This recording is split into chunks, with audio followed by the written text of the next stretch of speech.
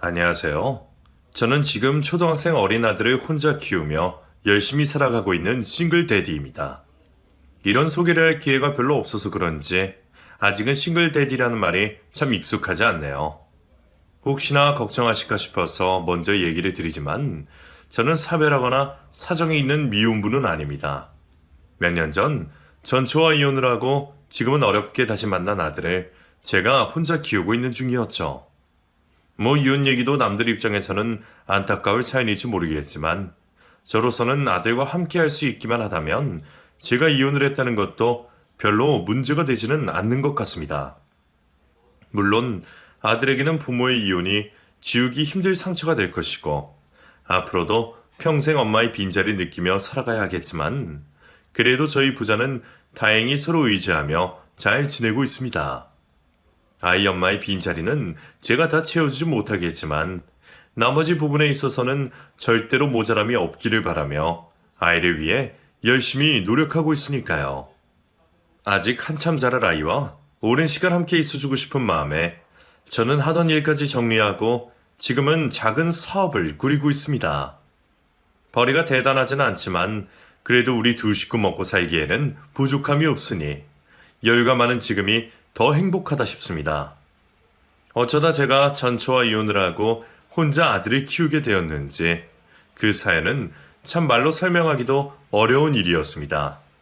어쩌면 전초와의 관계는 처음 시작부터 잘못되었는지도 모르겠어요. 돌이켜보면 왜 그렇게 답답스러웠나 싶은 것을 저 혼자만 모르고 싶었는지도 모르겠습니다. 지금은 파국으로 끝이 난 관계이지만 저희도 처음에는 모든 것이 좋았습니다. 연애할 때는 아내만큼 착한 여자가 없다고 생각했죠. 무척 이타적이고 배려심 넘치는 그녀의 모습에 제가 마음을 열었던 것이었으니까요.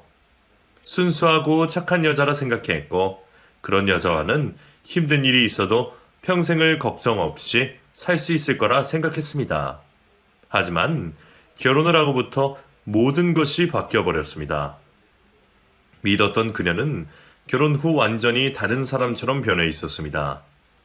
원래 그 모습이 본 모습이었는지 결혼 전에는 미처 몰랐던 아내의 실체에 저는 충격을 받을 정도였죠. 처음에는 사소한 일들이었습니다. 결혼 전부터 아이를 바랬던 아내는 이르게 임신을 계획했고 결혼 몇 달 만에 임신을 하게 된 아내는 임신을 이유로 다니던 회사를 퇴사하게 되었습니다.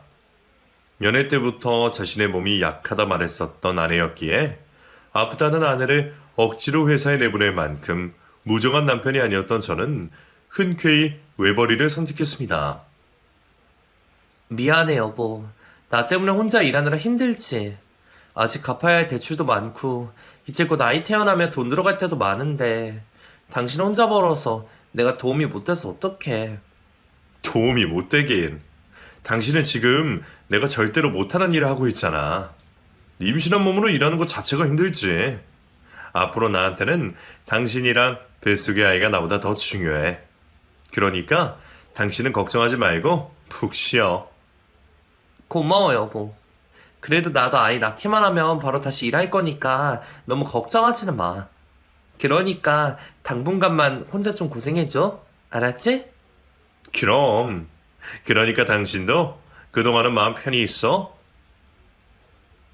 그때만 해도 아내는 연애 때처럼 이타적인 마음씨로 혼자 일을 하게 된 저를 걱정하며 안타까워했고 아이만 낳으면 곧바로 일을 하겠노라 얘기했습니다.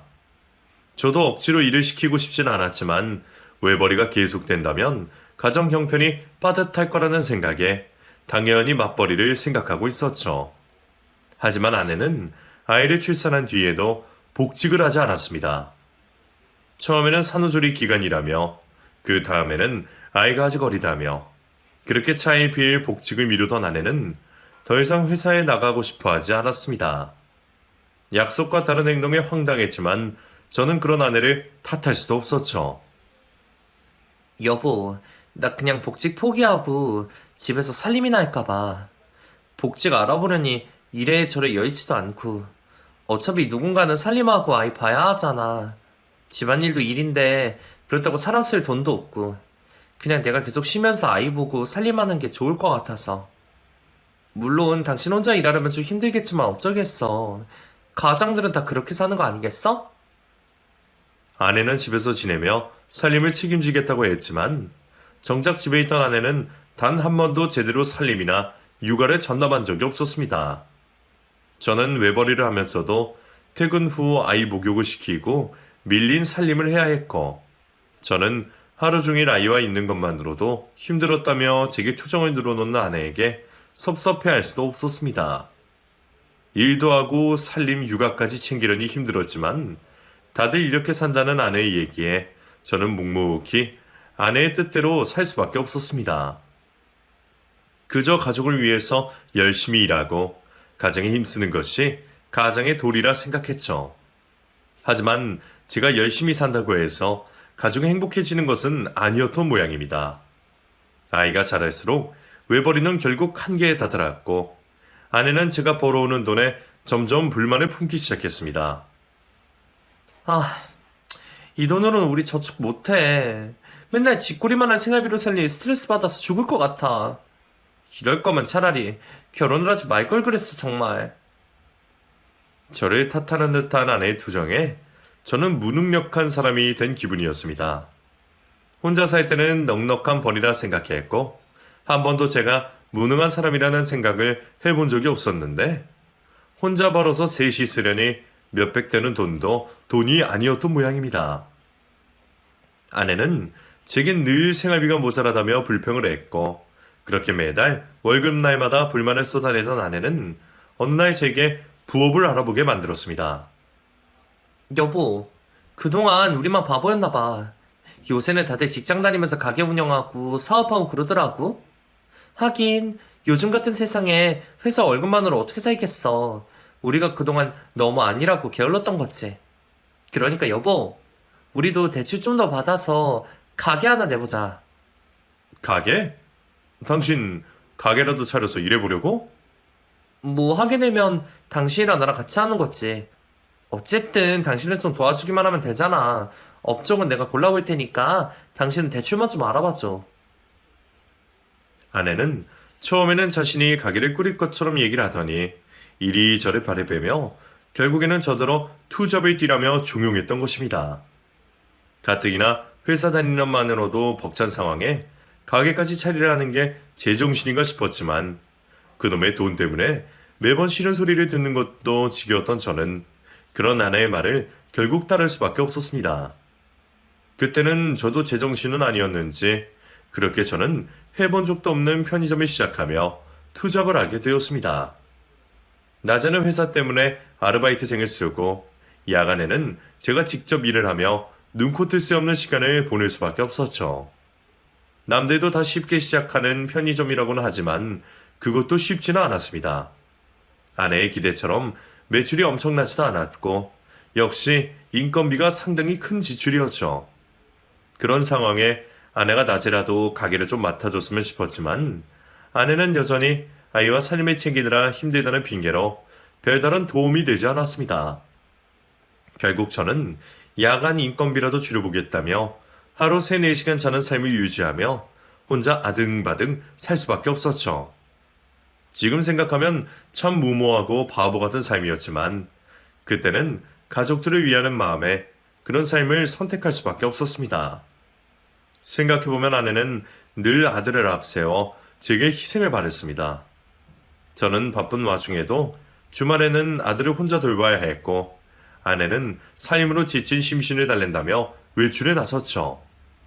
저도 아이와 함께하는 시간들이 소중했기에 아들과 함께하는 시간에 큰 불만은 없었지만 정작 아내는 가정에 너무 소홀한 듯하여 그런 것들에 점점 불만이 쌓일 수밖에 없었습니다. 집에서 살림 챙기고 육아한다면서도 아이에게는 사온 반찬을 먹이고 청소도 제대로 할 줄 몰라 집안 꼴도 말이 아니었습니다.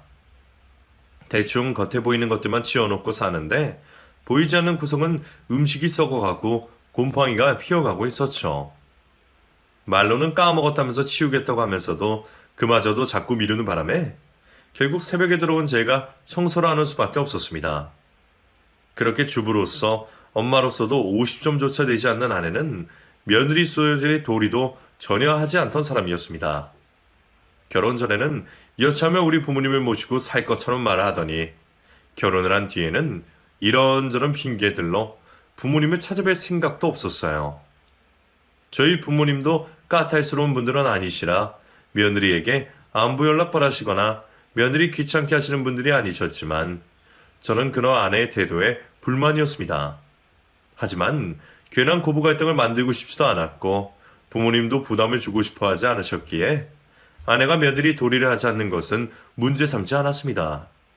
이미 마음이 멀어진 우리 둘 사이에 아내의 도리를 하길 바라는 것도 저희 욕심이었고 다만 제발 집에서는 아이를 위해 신경 써주기를 오로지 그것만 바랐는데도 아내는 엄마의 도리조차 제대로 하지 못했습니다. 한 번은 아이가 엄마와 둘이 있다가 다치는 일이 벌어졌습니다. 대체 뭘 어떻게 하다 그런 건지 모르겠지만 만 5살이 안 된 아이가 뜨거운 물을 만지다가 3도 화상을 입고 말았고 그마저도 일찍 치료하지 못해 상처가 남고 말았죠. 당신은 애가 다친지도 모르고 있던 거야? 나도 애가 그런 줄 알고 그랬겠어? 잠시 다른 일 좀 하고 있었는데 그렇게 된 걸 내가 어떻게 알아? 다쳤으면 분명 애가 울었을 텐데 한 집에 있으면서 애가 우는 소리도 못 들었다고? 그게 말이 돼? 애가 울었으면 내가 알았겠지. 정민이가 순해서 안 운 걸 가지고 내 탓을 하는 거야? 애가 아무리 순하다 그래도 그렇게 다쳤는데 안 울었을 리가 있어? 당신이 그 상황을 봤어? 보지도 않아놓고 왜 확정을 해? 엄마가 같이 있었는데 한 집에서 애가 다친 걸 몰랐다는 게 이해가 안 되잖아. 별것도 아닌 걸로 화 좀 그만 내. 이런 것도 다 폭력이야. 아내는 잠시 한눈에 팔던 사이 그렇게 된 거라 했지만 그 말을 그냥 믿기에는 한참 뒤에야 아이가 다친 것을 발견하고 조치가 늦었던 것이 도저히 이해가 되지 않았습니다. 제가 그 상황을 보지 못했으니 탓할 수도 없는 거라며 되려 제게 화를 내던 아내는 제가 평소와 달리 큰 소리를 내며 화를 냈다는 이유로 저를 가정폭력으로 경찰에 신고까지 했습니다. 야밤에 경찰까지 부르며 소동을 벌이는 아내가 정말 이해되지 않았습니다. 경찰들도 제 잘못이 아니라 생각했는지 중재만 하고 돌아가서 다행이었지만 아내가 저를 가정폭력범 취급을 했다는 것은 씻을 수 없는 상처가 되었죠. 참고 참던 저도 그 일로 정말 이혼을 하고 싶을 정도로 화가 나고 속이 상했습니다. 처음에는 내 가족인 아내와 아이를 위해 희생하는 게 당연하다 생각했던 저도 갈수록 심해지는 아내의 모습에 점점 더 힘들어질 수밖에 없었습니다. 그런 일들로 아내와 대화를 나눠보기도 하고 하다못해 싸워도 봤지만 아내는 자신은 아무 잘못이 없다는 듯 오로지 저에게만 가정의 의무를 얘기할 뿐이었죠. 그렇다고 아이를 두고 차마 이혼을 할 수도 없었던 저는 어린 자식 앞에서 싸우는 것도 부모로의 도리는 아니다 싶어 결국 싸움이 되는 아내와의 대화를 점점 피하며 그저 참게 되었습니다. 솔직히 말하면 그때 저는 더 이상 아내와 싸울 기력도 겨를도 없었습니다. 회사에서도 연차가 쌓이며 편해지기는커녕 괜히 위아래로 눈치만 보였고 생활비 모자라다는 아내의 한탄 때문에 뒤까지 내서 마련한 편의점 일도 저 혼자 해결해야 했으니까요. 잘 시간, 쉴 시간 쪼개서 살면서도 틈틈이 아이와 놀아주고 집안일까지 챙기다 보면 저는 몸이 10개라도 모자랄 지경이었습니다. 그래서 부모님께는 일 때문에 바빠서 못 찾아뵌다며 보고 싶어 하시는 귀한 손자 얼굴도 자주 못 보여드렸죠. 그때 저는 내 부모는 물론이고 하나뿐인 자식도 제대로 챙길 겨를 없이 1년 365일 쉴 틈도 없이 살고 있었습니다. 그렇게 결혼하고 몇 년을 숨도 못 쉬고 살았습니다. 그 덕에 집 대출도 거의 다 갚았고 부업으로 하던 편의점도 자리 잡아갔지만 저는 여전히 버거웠습니다. 가장으로서 얼마나 더 노력해야 하는 건지 아내는 집에 있는 동안 나만 혼자 아등바등 사는 것 같아서 괜히 억울하기도 하고 계속 이렇게 살다가는 정말 끝이 없을 것 같았죠. 하지만 제가 거기서 멈출 수는 없었습니다. 대출 빚이야 거의 다 갚았다 해도 여전히 돈 들어갈 곳이 많았으니까요. 아이는 곧 학교에 들어갈 테고 초등학교 들어가면 돈 들 일은 더 많을 텐데 하는 생각을 하면 저는 쉴 수가 없었습니다. 그렇게 저 혼자 바쁘게 지내던 어느 날 아내는 언젠가부터 수상쩍은 행동을 하기 시작했습니다. 집에 있는 사람이 대체 뭘 하느라 바쁜지 유치원 다니는 아이 두고 여기저기 외출하더니 볼 일이 있다는 핑계로 늦은 저녁까지 시댁에 아이를 맡기기 시작했습니다. 그것도 저는 모르고 있다가 한참 뒤에야 부모님의 입을 통해 알게 되었죠. 평소에는 귀찮고 불편하다며 갖은 핑계를 대며 시댁은 갈 생각도 없고 저 없이는 혼자 시댁으로 발걸음도 안 하던 여자가 갑자기 우리 부모님에게 아이를 맡기겠다며 시댁을 들락거리는 게 수상했습니다. 하지만 아내는 그저 몸이 안 좋았다. 자기도 재취업을 하려 바쁘다는 둥 진짜인지 아닌지 모를 핑계들로 자꾸 아이를 맡기기 시작했죠. 저희 부모님은 평소 자주 보지 못하던 손자를 마음 놓고 볼 수 있다며 그저 좋아하셨지만 저는 그동안 잘 해드리지도 못한 자식으로서 괜히 부모님께 황혼 육아에 대한 부담을 드리는 것 같아 죄송스럽기만 했습니다. 아이 봐주시는 게 죄송하고 감사해서 용돈이라도 따로 챙겨드리려 했더니 그걸 알고 아내가 난리를 치는 바람에 결국 그마저도 하지 못했네요. 자기 생각밖에 못하는 아내가 대체 왜 그러는 건지 짜증이 났지만 지치고 버거워 더 깊이 생각하고 싶지도 않았습니다. 그리고 어느 날 저는 결국 아내의 외도를 알게 되었습니다. 이걸 외도라고 해야 하는 건지도 모르겠네요. 차라리 한 놈이랑 그랬으면 이해라도 되었을까요? 아내가 인터넷 채팅으로 이 남자 저 남자 매일 바꿔가며 남자를 만나고 다녔다는 것을 알게 된 저는 큰 충격을 받을 수밖에 없었습니다. 그리고 그제서야 아내가 가정에 소홀하며 매일 바쁘게 지냈던 이유를 알 수 있었죠. 심지어는 아이가 다쳤던 그날에도 다른 남자와 채팅을 하느라 그랬던 게 아닌가 싶은 합리적인 의심이 들었습니다. 그래놓고 화를 내는 제게 가정폭력범이라며 누명을 씌운 그 여자가 정말 끔찍하기에 이루 말할 수가 없었죠. 충격과 배신감에 아내를 가만히 두고 싶지 않았습니다. 마음 같아서는 멱살잡이라도 하고 싶었죠. 하지만 그때도 저는 어떻게든 가정을 지키고 싶었습니다. 실수였다고, 다시는 안 그러겠다고 내게 잘못을 빌었더라면 저는 얼마든지 아내를 용서할 마음이 있었습니다. 부모님의 이혼으로 상처받을 아이를 위해서라도 여태 참아왔던 제가 더 참을 의향도 있었습니다. 하지만 아내는 그러지 않았습니다. 그 여자가 얼마나 뻔뻔한지 아내는 제게 잘못을 구하기는커녕 오히려 적반하장으로 저 때문에 외도를 한 거라며 제 탓을 하고 나왔습니다. 내가 왜 이렇게 된 건데? 내가 다른 사람 만나게 된 건 당신 탓도 있어. 지금 그걸 말이라고 하는 거야? 내 탓이 뭔데? 내가 나가서 다른 놈 만나고 오라고 당신 떠밀기라도 했어?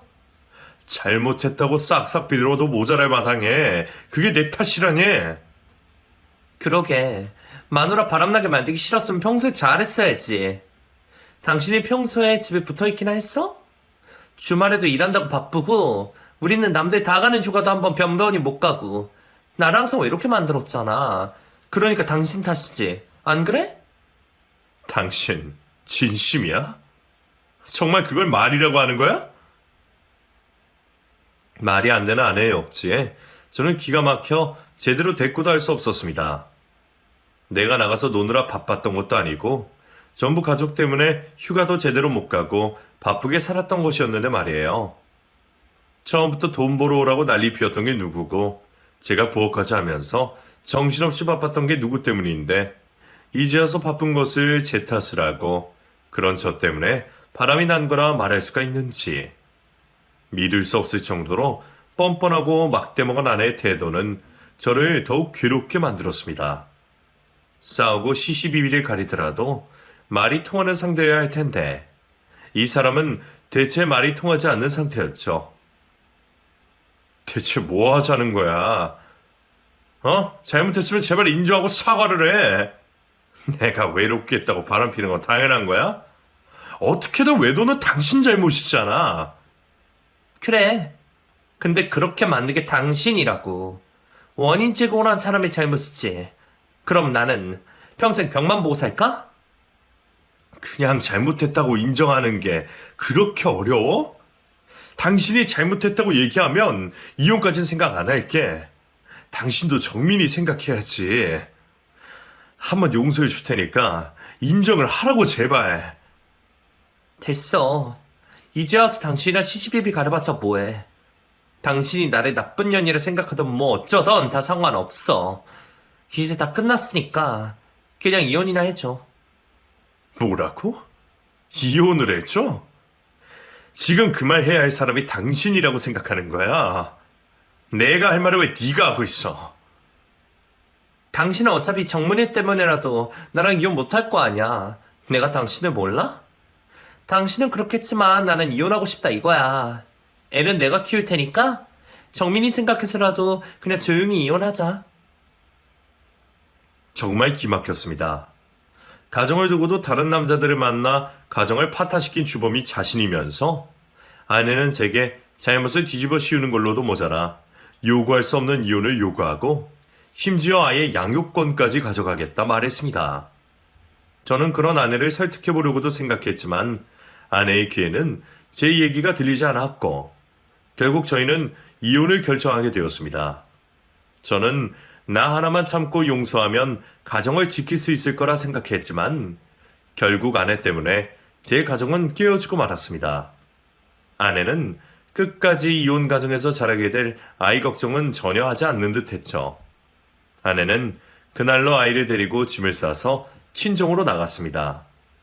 저는 아직 양육권 결정도 나지 않았는데 왜 아이를 데려가는 건지 그런 아내를 말렸지만 저를 뜯어말리는 처가 식구들과 아내 때문에 아이를 붙잡지 못했습니다. 이혼할 때 하더라도 애를 왜 데려가? 정민이 여기서 유치원도 가야 하는데 당신이 데려가면 어쩌려고? 그럼 당신은 일 그만두고 하루 종일 정민이 옆에 있을 수 있어? 그리고 정민이는 아빠보다 엄마를 더 좋아해. 정민이는 아직 엄마가 필요하다고? 이런 걸 아는 여자가 바람을 폈어? 그래놓고 이제 와서 애를 걱정하는 척하고 있어? 애는 못 데려가니까 그만해. 애 앞에서 적당히 좀 해 제발. 자네야말로 애 앞에서 그만 좀 하게. 자네는 자네 때문에 애가 겁먹은 보이지 않나? 그래도 애는 엄마가 데리고 있어야지. 정말 애 생각하면 양보 좀 하게. 아이가 원한다는 말에 결국 저는 아이를 데려가는 아내를 무기력하게 두고 볼 수밖에 없었고 저는 아내가 짐을 빼버린 아이의 빈 방을 바라보며 아이가 떠난 빈자리를 여실히 느낄 수밖에 없었습니다. 바쁜 와중에도 아이를 위해 아등바등 살았던 저였기에 아들의 빈자리를 견딜 수가 없었습니다. 아들 없이 살 수 없었던 저는 어떻게든 양육권을 받아와야겠다 생각했습니다. 솔직히 그때까지만 해도 저는 당연히 제가 아이의 양육권을 받아올 수 있을 거라 생각했습니다. 바람난 것은 아내였고 이혼을 요구하는 것도 아내였기에 가정 파탄의 원흉인 그 여자가 양육권을 가져갈 수는 없을 거라 생각했어요. 하지만 소송 결과는 그런 제 예상과 너무나 달랐습니다. 처음 변호사를 구하고 양육권 얘기를 꺼내자 변호사는 한국 사회에서는 보통 엄마들이 양육권을 가져간다며 아이가 어릴수록 제가 양육권을 얻을 확률은 희박할 거라 말했습니다. 그때는 그 말이 와닿지 않았습니다. 아무리 그래봤자 결국은 그 여자 잘못이 있으니 제가 승산이 있을 거라 생각했죠. 그래서 어려울 거라는 변호사를 버리고 양육권을 받아주겠다는 변호사를 찾아갔습니다. 그렇게 변호사만 믿고 안일하게 재판에 맞섰던 저는 허무하게 양육권을 빼앗기고 말았습니다. 처음부터 그 여자가 아이를 데려가게 둬서는 안 되었습니다. 이혼을 준비하는 동안 엄마를 따라간 아이가 그 여자에게 대체 무슨 소리를 들었는지 몇 달 못 본 사이 그새 저를 낯설어하며 자기 엄마를 따라가겠다고 하더군요. 가뜩이나 엄마들의 편을 들어주는 한국 법정에서 어린 자녀까지 엄마를 따라가기를 원했기에 판사는 일로 바쁘게 지내는 제가 아닌 아이 엄마의 손을 들어줬습니다. 결혼하고서는 힘들기 싫다며 일도 안 하는 여자가 그 사이 처가 친인척 가게에 위장 취업을 하여 경제력까지 보장을 받은 탓에 법원의 양육권 판결을 받아내었죠. 바람핀 아내의 유책 사유가 있으니 확실하게 양육권을 받아주겠다던 변호사는 패소로 하고서야 자기도 어쩔 수 없는 일이었다며 발을 빼버렸습니다. 이럴 줄 알았으면 어렵지만 방법을 찾아보겠다던 첫 번째 변호사를 찾아갔어야 하는 건지 믿던 도끼의 발등이 제대로 찍혀버린 저는 뒤늦은 후회를 했지만 이미 결과는 돌이킬 수 없는 상황이었습니다. 아무래도 전처가 미리 수를 쓴 게 분명해 보였습니다. 이혼 소송에서는 자신이 불리하게 뻔했기에 애초에 재산 분할을 제대로 받아내지 못할 거라면 매달 아이 앞으로 나오는 양육비라도 제대로 받아내야겠다 생각했던 모양입니다. 그래서 아내는 어떻게든 아이 양육권을 가져가려 용을 썼고 제 사정을 뻔히 알면서도 터무니없는 양육비를 받았습니다. 아내는 처음에는 400만 원이 넘는 양육비를 요구했지만 법정에서는 저의 수입을 계산하여 200만 원 선의 양육비를 책정해 주었습니다. 그 돈도 제게는 결코 적은 돈이 아니었지만 패소한 저는 다른 선택지가 없었고 결국 양육권을 빼앗긴 저는 매달 200만 원 되는 양육비를 전처에게 지불하며 전처의 허락하에만 아이를 만날 수 있게 되었습니다. 하지만 그나마 겨우 얻어낸 면접 교섭권도 제대로 이행되지 않았습니다.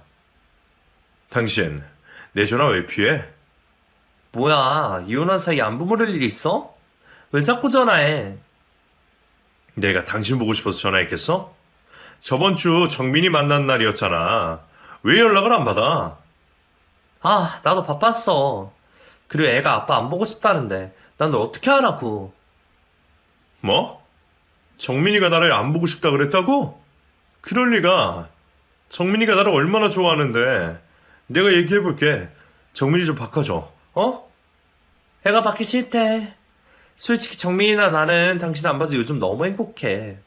원래도 당신 바빠서 하루 종일 나랑 둘이서만 있던 애였는데 이제 와서 애가 아빠 보겠다 하겠어?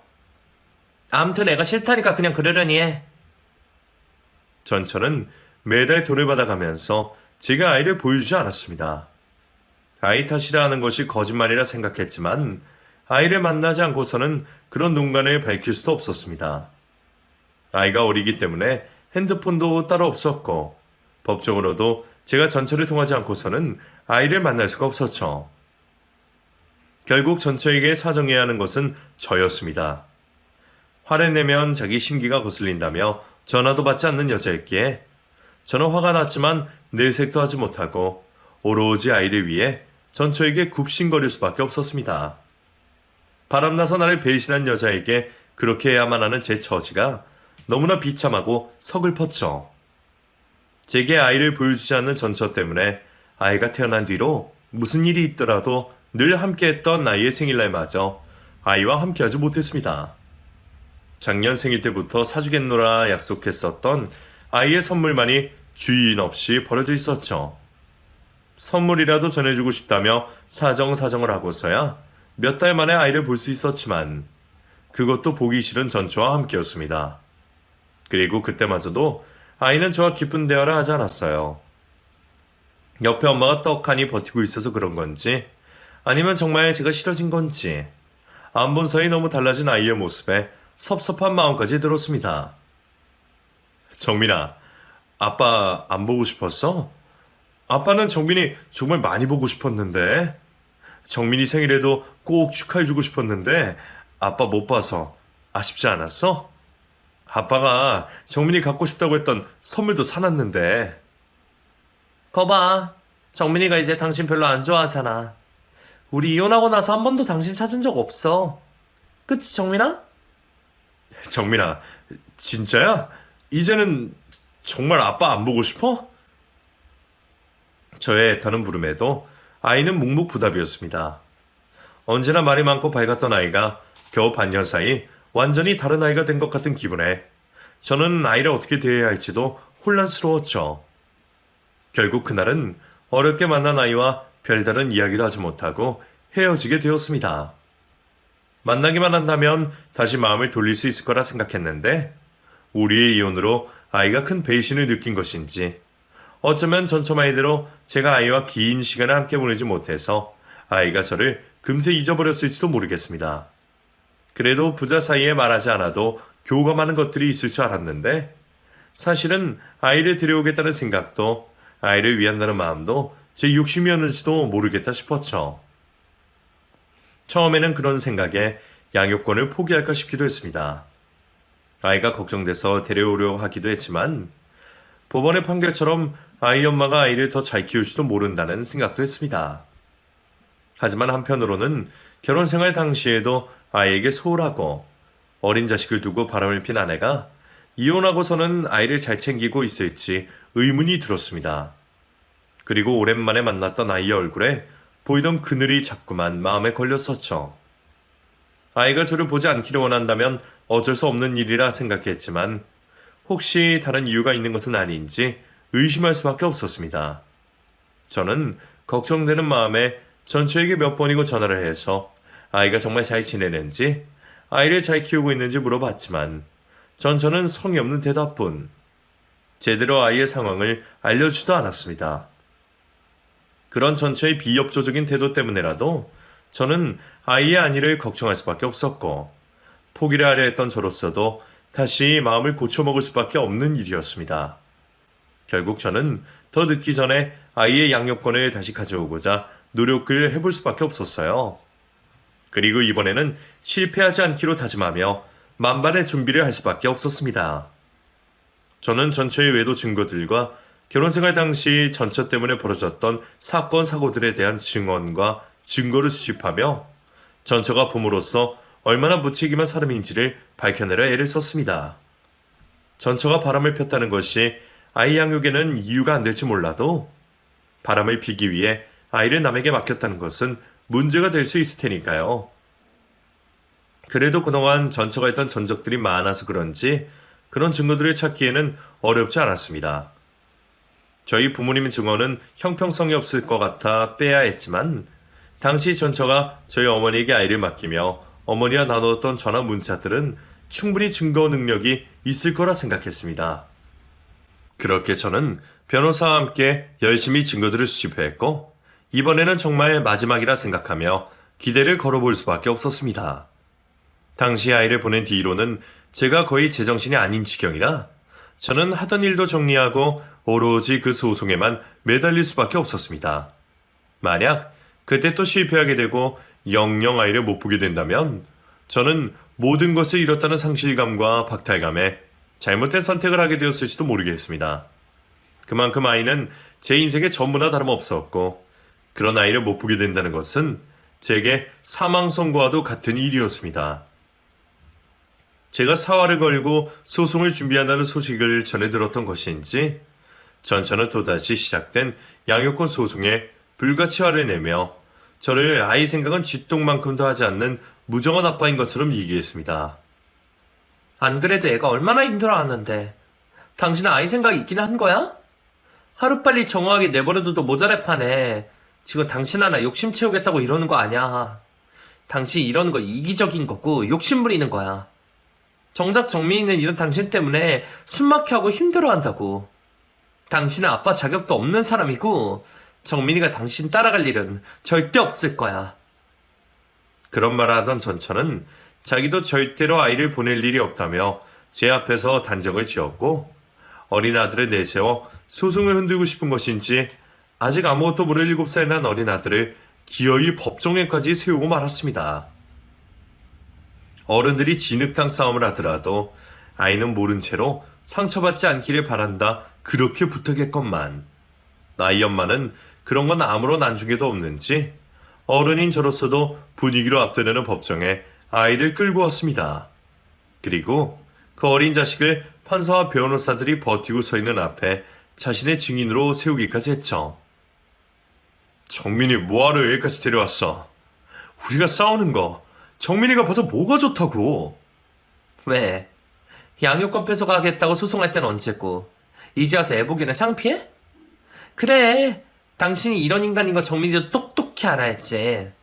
정민이 마냥 어리다고 생각하지 마.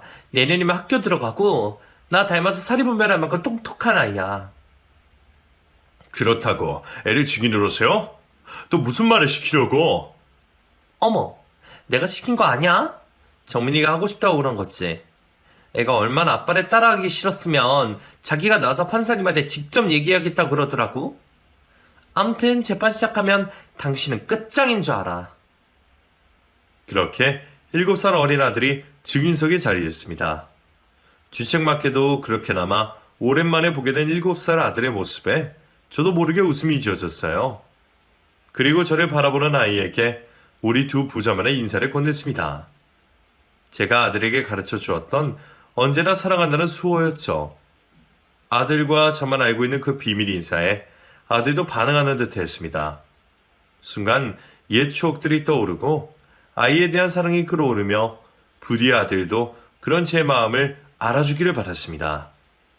하지만 아들의 입에서는 제 기대와 다른 이야기가 흘러나왔습니다.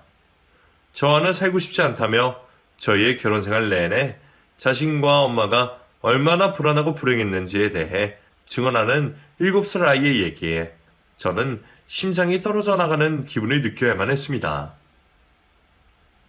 아빠가 맨날 화내고 때리고 아빠랑 같이 살 때 안 좋았어요. 그래서 이제 엄마랑 살고 싶어요. 정민아, 아빠가 안 그랬잖아. 왜 그래? 정민아, 엄마가 무슨 말을 했든 아빠는 정민이 너를 정말 사랑해. 제발 아빠 마음 좀 알아줘. 분명 전처가 시켰을 게 분명한 거짓 증언에 저는 반발할 수밖에 없었죠. 저의 마지막 발악이었지만 제발 알아주길 바랬습니다. 그러자 눈빛이 흔들리던 아이가 갑자기 말을 바꾸기 시작했습니다. 아빠, 나 사랑해? 정민이 정말 사랑해? 그럼 아빠 정민이 정말 사랑하고 세상에서 제일 사랑하지. 지금도 정민이 보고 싶어서 온 거잖아. 정민아, 아빠 정말 안 보고 싶었어? 왜 그런 말을 하는 거야? 사실은 엄마가 다 시켰어. 이렇게 말 안 하면 다시는 아빠 못 보게 하고 아빠 감옥 간다고 그랬어. 그래서 어쩔 수 없었어. 사실은 나 엄마랑 살고 싶지 않아. 거기서는 맨날 배고프고 유치원도 못 가고 나 맨날 심심하고 너무 힘들어. 나 아빠 따라가고 싶어. 그제서야 진심을 얘기하는 아이의 말에 그곳의 어른들은 모두 당황스러울 수밖에 없었습니다. 전처가 제게 아이를 데려가서도 아이는 뒷전으로 홀로 두며 연애하기 바빴는지 아이는 엄마가 자신을 제대로 돌보지 않아 그동안 외롭고 힘들었다 얘기했습니다. 그리고 이혼 전부터 아이가 보는 앞에서까지 남자를 데려와 바람을 폈다는 것까지 얘기하며 그동안 제가 미처 몰랐던 전처의 만행들까지 전부 고발하고 있었죠. 엄마 나 안 사랑해. 나 사랑하는 건 아빠야. 엄마는 악마 같아. 뭐? 내가 너 어떻게 키웠는데 이 배응망덕한 것이.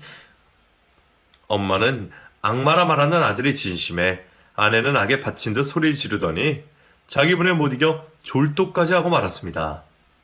결국 그런 상황에 재판은 추후로 연기되었고 판사님의 재량으로 아이는 엄마를 떠나 심리검사를 받으며 정말 누구 곁으로 가고 싶은지 마음을 확인받게 되었습니다.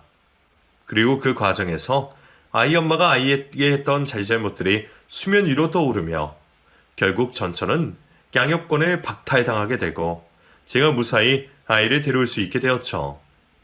어렵게 다시 만나게 된 아들의 모습에 저는 참던 눈물을 쏟을 수밖에 없었습니다. 그리고 그 후 저는 하던 일을 전부 정리하고 오로지 아이를 위해 아이의 마음을 치유하는 시간을 보내게 되었습니다. 제게 다시 마음을 연 아이가 그동안 엄마와 있었던 이야기를 해주는 것을 듣다 보니 저는 더더욱 그 여자를 용서할 수가 없었습니다. 아이를 제대로 키울 자신도 없고 아이는 뒷전으로 연애하기 바빴으면서 양육비 때문에 저와 아들 사이를 이간질하고 아이를 데려간 전처가 결코 용서되지 않았으니까요. 그 후로도 전처는 양육권을 다시 가져가겠다며 여러 번 시도했지만 전처는 그럴 수 없었습니다. 게다가 아이의 증언으로 자녀 학대가 인정이 되면서 전처는 면접 교섭권까지 박탈당했기에 앞으로 그 여자가 정민이를 보게 될 일은 평생 없을 것 같습니다.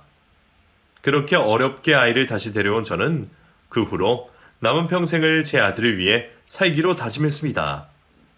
그동안 투잡을 하면서 바쁘게 살았던 건 역시 아이를 위한 일이었지만 자식을 한번 잃고 보니 꼭 돈과 물질로 아이를 행복하게 해줄 수 있는 게 아니라는 것을 깨닫게 되었죠. 이제는 더 이상 저를 좋아할 아내도 없으니 이제라도 아이를 위해 많은 시간을 함께하고 좀 더 다정하고 좋은 아빠가 되기 위해 노력하려 합니다. 그래서 저는 얼마 전 작은 사업을 시작했고 사무실 한켠에 아이와 하루 종일 함께할 수 있는 공간도 따로 마련하게 되었습니다. 덕분에 일을 하면서도 아이를 볼 수 있어 얼마나 좋은지 몰라요. 아직은 모든 것이 시작 단계이지만 열심히 하려 노력하고 있습니다. 이렇게 아들을 위해 힘쓰는 제 노력이라면 어떻게든 아들을 힘들게 하지는 않을 거라 믿고 싶네요. 그럼 저희 부자의 행복을 함께 기도해 주시기를 바라며 이야기를 마치도록 하겠습니다. 감사합니다.